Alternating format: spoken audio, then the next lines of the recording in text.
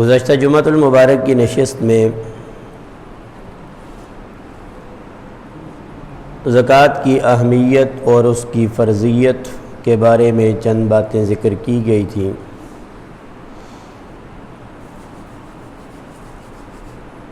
یاد دہانی کے طور پر جو آخری بات ذکر کی تھی اس کا پھر سے اعادہ کرتا ہوں کہ اللہ تعالیٰ کا یہ حکم پورا نہ کرنے کے لیے عام طور پر دو وجوہات ہیں جن کا ہم شکار رہتے ہیں۔ ایک یہ کہ اللہ تعالیٰ کا حکم سمجھنے میں ہم کمی کوتاہی کرتے ہیں، اور دوسری وجہ یہ ہوتی ہے کہ محبت اللہ تعالیٰ کی اس مخلوق کی، ناداروں کی جو ہمدردی اور جو غمخواری دل میں ہونی چاہیے اس میں کمی ہوتی ہے، اس لیے فریضہ زکوٰۃ ادا نہیں کر سکتے۔ اسی جذبے کی ضرورت ہے کہ جس طرح اللہ کا حکم نماز ہے اسی طرح اس کا حکم زکوٰۃ بھی ہے۔ جس طرح دیگر احکامات کا انسان مکلف ہے اسی طرح زکوٰۃ بھی ایک شرعی حکم ہے جس کا انسان مکلف ہے، اور انسانیت کا دکھ درد اپنے دل کے اندر محسوس کرنا اور پھر عملی اعتبار سے اس کے لیے کوشش کرنا، اس کے مداوے کے لیے، اور کسی بھی طرح سے وہ زخم مندمل ہو جائے، مٹ جائے یا کم ہو جائے، اس کے لیے کوشش کرنا اپنے اموال کے ذریعے سے، یہ بہت بڑی خوبی ہے۔ اللہ رب العالمین نے قرآن کریم میں فرمایا وَمَا لَكُمْ أَلَّا تُنْفِقُوا فِي سَبِيلِ اللَّهِ۔ بڑا عجیب انداز ہے، اے لوگوں تمہیں کیا ہو گیا کہ تم اللہ کی راہ میں مال خرچ کیوں نہیں کرتے؟ وَلِلَّهِ مِيرَاثُ السَّمَاوَاتِ وَالْأَرْضِ، حالانکہ زمین آسمان کی ہر چیز کا مالک اللہ رب العالمین کی ذات ہے۔ اب انسان کو اللہ تعالیٰ نے کچھ مال دولت عطا کیا، یہ اس بندے کا کوئی کمال نہیں ہے، یا اللہ تعالیٰ نے یہ فیصلہ کیا کہ فلاں کو لاکھ کا مالک بنا دوں اور فلاں کو 20,000 کا مالک بنا دوں، اس میں بندے کی کوالٹی نہیں دیکھی گئی، بلکہ خالصتاً اللہ تعالیٰ نے اپنے حکم سے جیسے مناسب چاہا کر دیا۔ اور اگر اللہ تعالیٰ کی طرف سے یہ حکم بھی ہوتا کہ انسان اپنی ضرورت کا مال اپنے پاس رکھ سکتا ہے، اس کے علاوہ جو بھی مال ہے اس کو راہ خدا میں خرچ کر دے، کیا کہا میں نے؟ اگر اللہ کی طرف سے یہ حکم آ جائے کہ انسان اپنی ضرورت کا اپنے پاس رکھ سکتا ہے بس، باقی جو اضافی ہے وہ سارے کا سارا غریبوں کا ہے، فقیروں کا ہے، اور ان لوگوں کا ہے جن کے پاس کچھ بھی نہیں ہے۔ مثال کے طور پر ایک بندے کے پاس 1,00,000 روپیہ ہے، اس کی ضرورت 10,000 سے پوری ہو رہی ہے، اللہ تعالیٰ کا حکم ہوتا 90,000 کسی اور کو مل جاتا۔ یاد رکھیں اگر اللہ کا ایسا حکم بھی ہوتا تو یہ بھی ظلم نہیں تھا، یہ بھی عدل ہی تھا، لیکن حکم کیا دیا؟ اس انسان کی کمزوری ہے اور اس انسان کے دل میں مال کی شدید محبت ہے، اس انسان کے دل میں ہرس ہے، حکم دیا کہ نہیں صرف اپنی ضرورت والا نہیں بلکہ تم تھوڑا سا میرے راہ میں خرچ کر دو، باقی کا سارا مال تمہارا ہی ہے۔ یعنی 1,00,000 میں سے 97,500 تمہارا ہی ہے، صرف 2500 کا مطالبہ ہے کہ تم اللہ کی راہ میں خرچ کر دو۔ اگر یہ ہوتا کہ 2500 کے تم مالک کو سڑستان میں واپس کر دو، 5000 کے تم مالک کو، باقی 95,000 ہمیں واپس کر دو، اللہ کو کوئی چیلنج کرنے والا نہیں، کوئی سوال کرنے والا نہیں، کوئی اس کے حکم کو نظر ثانی کی اپیل کرنے والا نہیں ہوگا، کیونکہ جس مالک نے دیا وہی تو مطالبہ کر رہا ہے کہ مجھے واپس دو۔ جس اللہ نے 1,00,000 دیا وہی اللہ مطالبہ کر رہا ہے کہ 95 واپس کر دو۔ لیکن اللہ سبحانہ و تعالی نے اس انسان کی کمزوری، اس کے دل میں جو مال کی شدید محبت ہے، ہرس ہے، طمع ہے، ان سارے جذبات کو اپنی اپنی جگہ رکھ کر دیکھا، پھر حکم دیا کہ نہیں جی تمہارے لیے یہ حکم ہے کہ تم 40واں حصہ اور 2.5% تم مال زکوٰۃ ادا کرو۔ اور یہ زکوٰۃ بوجھ اسی لیے بنتی ہے کہ اس کی محبت، مال کی محبت دل کے اندر اتنی مضبوط ہوتی ہے کہ کسی بھی لمحے ہم اس محبت سے غافل نہیں ہو سکتے۔ یہی وجہ ہے کہ یہ ٹیکس لگتا ہے، یہ توان لگتا ہے، اور باقی تو کسی ایک تقریب میں لاکھوں روپے اڑا دیے جائیں۔ ابھی پچھلے دنوں منڈی بہاؤالدین کا ایک واقعہ سامنے آیا کہ ایک شادی کے اندر انہوں نے نوٹوں کی 5-5 ہزار روپے والے نوٹوں کی بھی بارش کر دی اور آئی فون کی بھی بارش کر دی۔ گاڑی پر کھڑے ہو کر، ٹرک کے اوپر کھڑے ہو کر ڈبے پھینکتے رہے موبائلز کے، اور لوگ لوٹنے کے لیے چادروں کے جال بچھا دیے، ایک دوسرے کے ہاتھ میں چادریں پکڑ دی گئی تاکہ زیادہ سے زیادہ موبائل ہمیں مل سکے۔ تو انسان کے دل میں مال کی اتنی شدید محبت ہے، اس کے باوجود انسان جب اپنی مرضی پہ آ کر اس کو لگاتا ہے تو اللہ تعالیٰ کی طرف سے پھر یہ حکم ہے کہ جناب جو تمہیں مال میں نے دیا اس میں سے میرے راستے میں اور میرے فقیر بندوں پر، میرے مسکین بندوں پر بھی تم خرچ کر لو۔ اور مال کو اس قدر بے دھڑک خرچ کرنا، اگرچہ وہ فی سبیل اللہ ہی کیوں نہ ہو، اس کی شدید مذمت بیان کی گئی ہے۔ فرمایا وَأَنفِقُوا فِي سَبِيلِ اللَّهِ وَلَا تُلْقُوا بِأَيْدِيكُمْ إِلَى التَّهْلُكَةِ، تم اللہ کی راہ میں مال خرچ کرو لیکن ایسا نہ ہو جائے کہ تم اپنے ہاتھوں کو خود ہلاکت کے قریب کر دو۔ إِلَى التَّهْلُكَةِ، تم اگلے دن خود محتاج بن کر بیٹھ جاؤ۔ وَأَحْسِنُوا، احسان کا معاملہ کرو۔ إِنَّ اللَّهَ يُحِبُّ الْمُحْسِنِينَ، اللہ سبحانہ و تعالی احسان کرنے والوں سے محبت فرماتے ہیں۔ اور حضرات صحابہ کرام، حضرت ابو ذر رضی اللہ تعالیٰ عنہ کا بڑا نمایاں مقام ہے اس حوالے سے، اور جب بھی کسی سے کوئی بات ہوتی، کوئی زیادہ ناراضگی والی بات سامنے آ جاتی، حضرت ابو ذر رضی اللہ تعالیٰ عنہ ایک بات فرماتے تھے، فرماتے جا اللہ تعالیٰ تمہیں مال اور دولت میں مصروف رکھ دے۔ اب صحابہ کرام پوچھتے یہ آپ نے کیا کہہ دیا، یہ آپ نے کیا دعا کر دی اس کے لیے؟ فرماتے کہ نہیں، میری نظر میں سب سے بڑی بد دعا یہی ہے کہ آدمی مال دولت کے ذات ایسا مصروف ہو جائے کہ اس کو دنیا و مافیا کی خبر نہ رہے، نہ دین کا رہے، نہ دنیا والوں سے اس کا میل جول اچھا ہو۔ چنانچہ فرماتے کہ جس کو ایسی دعا کرتے، جو سمجھدار ہوتے، وہ آ کر منت سماجت کرتے کہ خدا را ہمارے حق میں ہمارے لیے کوئی اور دعا کر لیں، مال والی دعا ہمارے لیے نہ کریں، مال کی دعا ہمارے لیے نہ کریں، اتنا ڈرا کرتے تھے۔ اور پچھلے جمعے آخر میں نے 1-2 واقعات کی طرف اشارہ کیا تھا کہ آج ہمارے معاشرے میں 20 خاندان ایسے ہیں جن کو 2 وقت کا کھانا نہیں ملتا۔ ایک وقت کا کھا لیا اور ایک بوڑھے بزرگوں کے پاس دیکھا، گلشن راوی کے علاقے میں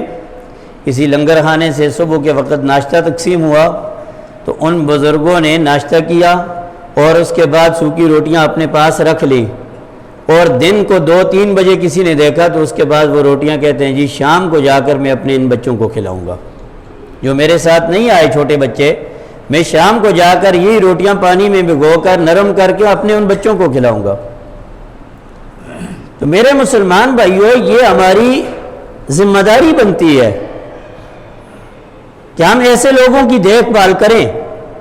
خود ہمارے علم میں آ جائیں، اور ہم کوشش کریں کہ کوئی ایسا تو نہیں ہے میرا مال تو بے دلک خرچ ہو ہی رہا ہے۔ ابھی میں نے مثال دی منڈی بہاؤالدین کی ایک شادی کی، میرا مال تو خرچ ہو رہا ہے، میرا کھانا تو تقسیم ہو رہا ہے، اور میرا نام تو دور دور تک پھیل گیا، لیکن کیا ان کے پاس بیچاروں کے پاس کچھ ہے کھانے کا یا نہیں؟ قیامت کے دن سورہ مدثر کی آیت کریمہ جب اہل جہنم سے پوچھیں گے کہ بتاؤ تم جہنم میں کیوں گئے، وہ یہ جواب دیں گے، 4 قسم کا جواب ہوگا ان کے جواب میں 4 باتیں ہوں گی۔ ایک کا تعلق ہماری گفتگو سے ہے، وہ کہیں گے قالوا ولم نکن نطعم المسکین، ہم غریبوں کو مسکینوں کو کھانا نہیں کھلاتے تھے اس لیے آج ہم جہنم میں آ گئے۔ پہلی بات کریں گے لم نکن من المصلین، ہم نماز نہیں پڑھتے تھے، اس پر انشاءاللہ میں مستقل بات کروں گا۔ وَلَمْ نَكُنْ نُطْعِمُ الْمِسْكِينَ، ہم غریبوں مسکینوں کا پوچھتے ہی نہیں تھے۔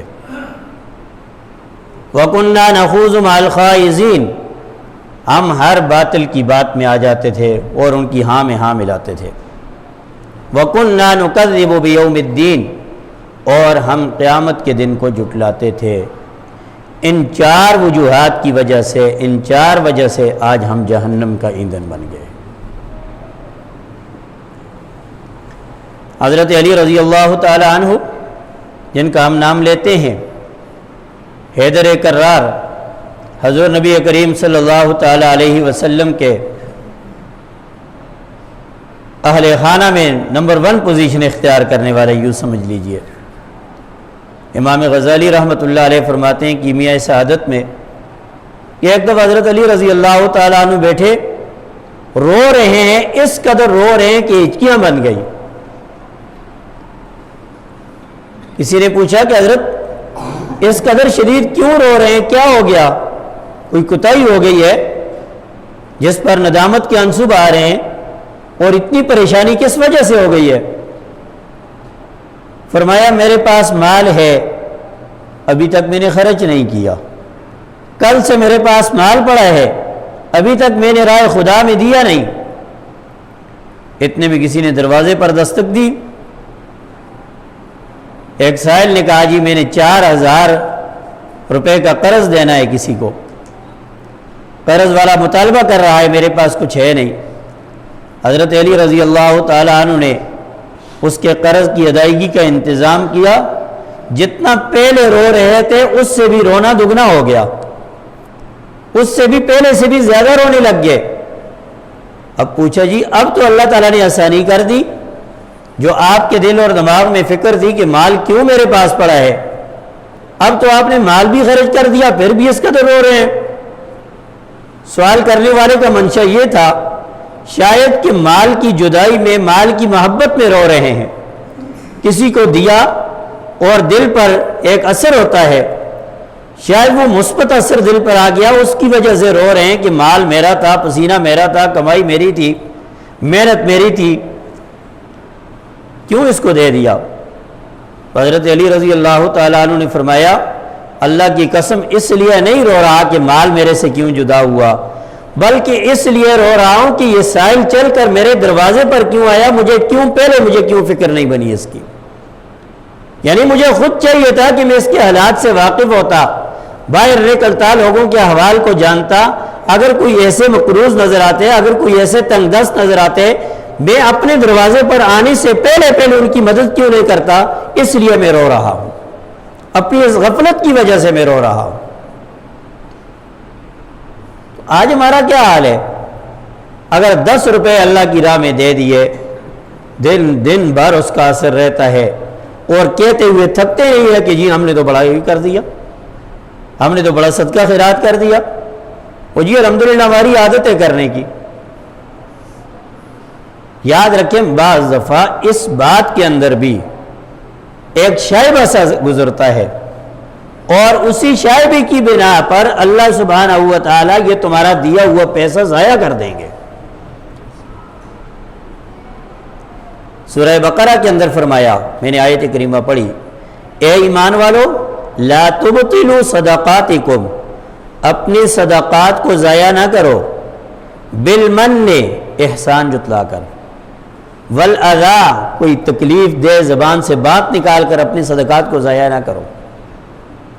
اولاً تو ہمارے دلوں پر غلاف چڑھے ہوئے ہیں،